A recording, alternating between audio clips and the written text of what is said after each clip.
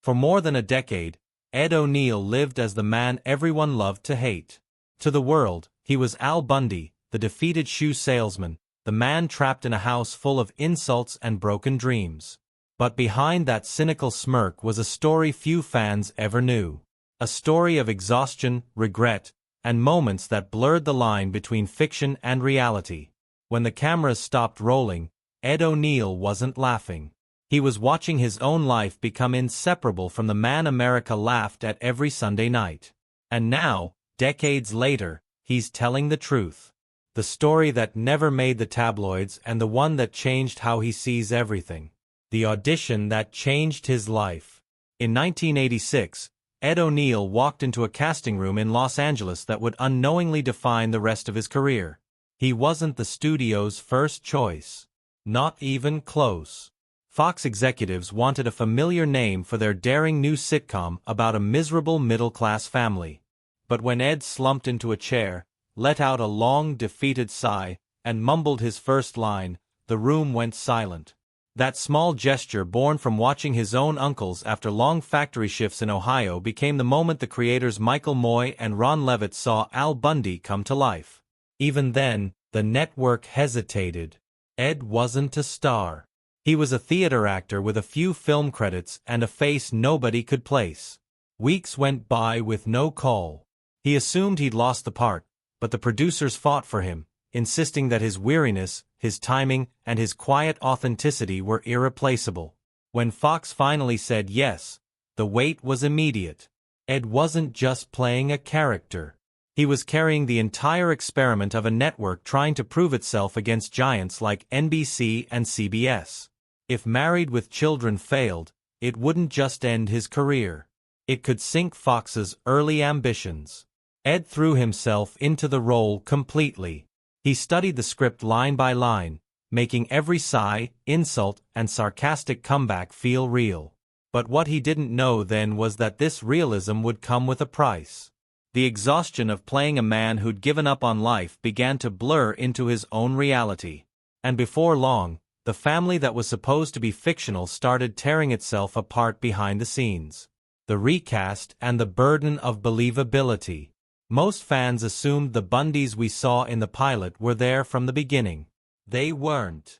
When Married with Children first filmed its pilot episode, Kelly and Bud Bundy were played by two different actors, Tina Casper and Hunter Carson. The set felt off from the start. Ed O'Neill later recalled that something about the family dynamic just didn't click. The chemistry wasn't there and the humor fell flat. He could feel it in the room. Every joke landing with the wrong rhythm, every silence heavier than it should be. Then, just weeks after wrapping the pilot, Fox executives made a brutal call. Both kids were fired. The reason, according to Ed, wasn't just performance. It was compatibility with him. The show lived or died on the illusion that this was a real family, and the studio believed the energy around Ed needed to feel authentic. Tina was too polished, Hunter too restrained. It was a painful decision. Ed later admitted he felt guilty for what happened. Those actors had filmed the pilot, celebrated, and told their families they'd made it, only to get a phone call that erased it all. They were gone before the show even started, he said quietly. Then came the replacements. A 15-year-old Christina Applegate walked into the audition room and nailed the role instantly. She was sharp, funny, and carried that strange mix of innocence and rebellion the creators had been desperate for. David Fino, just 12, gave Bud Bundy a sly, desperate humor that balanced Ed's darkness. Suddenly, everything worked. But while the on-screen family finally clicked, off-screen pressures started mounting. The show was filmed in front of a live audience, every episode a public test. Each laugh, or lack of it, was a judgment. And as Ed soon learned, carrying both the humor and the heartbreak of Al Bundy every week would take more than just good timing. It would take a toll on his mind, his body, and his relationships for years to come. The stage that never slept, the hidden toll of the live audience. Every week for 11 years, Ed O'Neill stood under the heat of studio lights, performing for a live audience of 300 to 500 people. The laughter was real. So were the stumbles, the silences, and the pressure. Married with Children wasn't filmed in a safe bubble with canned laughter. Every scene lived or died in real time, and Ed felt that weight more than anyone else. He once admitted that when a scene failed, you could feel the disappointment in the room. When the audience laughed, it was electric, he said. But when they didn't, you wanted to disappear. The exhaustion was relentless. Some episodes stretched deep into the night as the cast repeated takes, trying to chase the perfect rhythm between laughter and silence. If the crowd laughed too long, timing collapsed. If they didn't laugh at all, directors stopped everything to reshoot. Ed's body began to pay the price. He was doing constant physical comedy, falls, fights, slapstick chaos, all meant to look effortless. But by season 5, his back was in constant pain. He pushed through bruises and fatigue, knowing that if Al Bundy ever looked like he wasn't trying, the entire illusion would collapse. He later said that some days he'd drive home barely able to move only to return the next morning and do it all again. The live crowd also made certain moments excruciating when jokes about Peg's laziness or sexuality went too far. You could feel the discomfort ripple through the audience.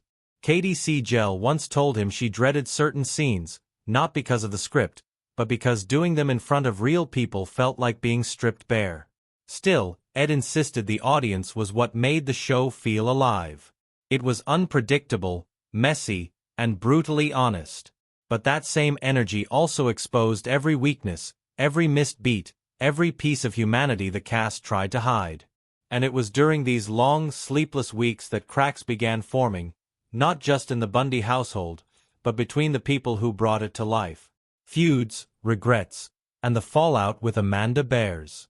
For years, fans of Married with Children speculated about tension between Ed O'Neill and Amanda Bears, the actress who played Marcy, the sarcastic neighbor, constantly clashing with Al Bundy. Ed denied the rumors for a long time, but in recent interviews, he finally admitted the truth. There was a feud, and it lasted years. It began in 1989 with something that seemed harmless. TV Guide released a cover featuring the show's stars, but only Ed and Katie Seal were on it. Amanda Bears and her on-screen husband, David Garrison, were left out.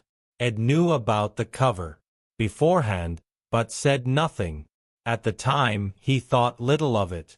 He was the lead. Katie was his co-star, and that's just how the industry worked. But to Amanda, it was a betrayal. She felt erased from a show she'd helped define. He could have said something, she would later tell fans. He didn't. Ed admitted he regretted staying silent. "I should have spoken up," he said. "That was a mistake." But by the time he realized it, the damage was done. The atmosphere on set changed. Conversations grew short. Eye contact disappeared. The professional rhythm that made the Bundy-Rhodes dynamic so funny now carried an invisible tension. Things got worse in 1993 when Amanda got married and didn't invite Ed. She later said it wasn't out of spite. She just wanted a peaceful day, free from the awkwardness of their strained friendship. Ed took it personally. "That hurt," he confessed. "I thought we were family." From then on, they barely spoke outside of scripted lines. Even scenes together became uncomfortable. A strange irony for two actors who'd made audiences laugh with their constant bickering. Katie Siegel once tried to mediate, but both sides refused to give in. Years later, Ed admitted his ego played a part. "I should have understood how she felt," he said. "I didn't." That silence between them became a ghost that lingered long after the cameras stopped. And as the seasons went on, Married with Children became less like a comedy and more like a battlefield where every joke hit an unspoken wound. Boycotts, backlash, and the day everything changed. In 1989, Married with Children faced the kind of firestorm that could have destroyed any show and nearly did. It started with one woman, Terry Raculta, a conservative activist from Michigan, who caught an episode she found offensive and decided to fight back. She wrote letters to advertisers claiming the show was corrupting American families. Within weeks, major companies, including Coca-Cola and Procter & Gamble, pulled their ads. For Fox, which was still a young and unstable network, it was a nightmare. They called emergency meetings, debating whether to tone down the scripts or even cancel the show outright. Inside the studio, panic spread. Writers whispered about censorship. Crew members worried about their jobs, and the cast, who'd always treated the show as a satire, suddenly found themselves accused of promoting the very things they were mocking. Ed O'Neill remembered the confusion vividly. He said he first heard about the boycott from reporters on set, not from the network. "They told us not to say anything," he explained. "They were afraid if we defended the show, it would make things worse." Katie Seal later called that period terrifying. She feared her career might end before it began. Christina Applegate, just 17 at the time, became a target for moral outrage. Critics accused the show of exploiting her character's sexuality, even though she was a teenager following a script written by adults. What few fans realized was how that controversy changed the show forever. The writers didn't soften the humor. They sharpened it. They learned to slip subversive jokes under the radar using innuendo and wordplay instead of blunt shock. Ironically, the boycott turned into the best publicity Fox ever had. Ratings skyrocketed. People who'd never heard of Married with Children tuned in just to see what the fuss was about. Ed later called it the greatest marketing campaign we never paid for. But behind his humor was a trace of bitterness. The controversy made him realize that success always came with a cost, and sometimes that cost was innocence, loss, regret, and the scene he refused to film. By 1991, Married with Children had survived controversy and built a cult following. But behind the laughter, tragedy struck. During the show's 6th season, Katie Sagal, who played the sharp-tongued Peg Bundy, was pregnant, and the writers decided to weave her pregnancy into the story. The Bundys were finally going to have another baby.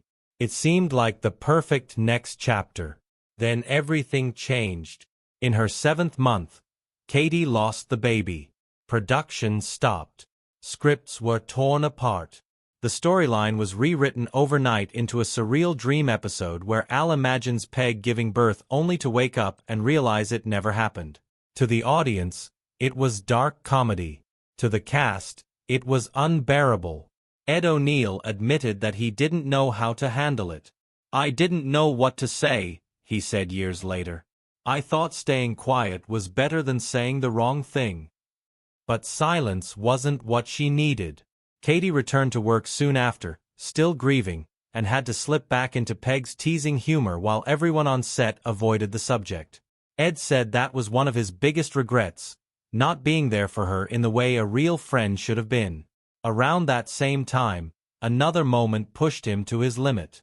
The writers proposed a scene that Ed felt made Al Bundy genuinely cruel, crossing a moral line. He refused. Al could be miserable, angry, pathetic, but not evil, he explained. If you made him mean, people would stop laughing. After a heated argument, the writers relented and rewrote the scene. It became one of the rare times Ed used his authority to protect the character, proving that beneath the sarcasm and insults, Al Bundy was still somehow human.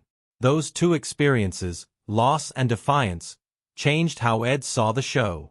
The man known for cynical humor began to understand just how fragile everyone behind it really was. And from that point on, the laughter on set never felt quite the same. The end no one saw coming. After 11 seasons, Married with Children had become one of television's most recognizable and controversial sitcoms. But in 1997, without warning, it was over. No farewell episode, no call from the network, just silence. Ed O'Neill found out in the most awkward way imaginable. He was back home in Ohio, staying at a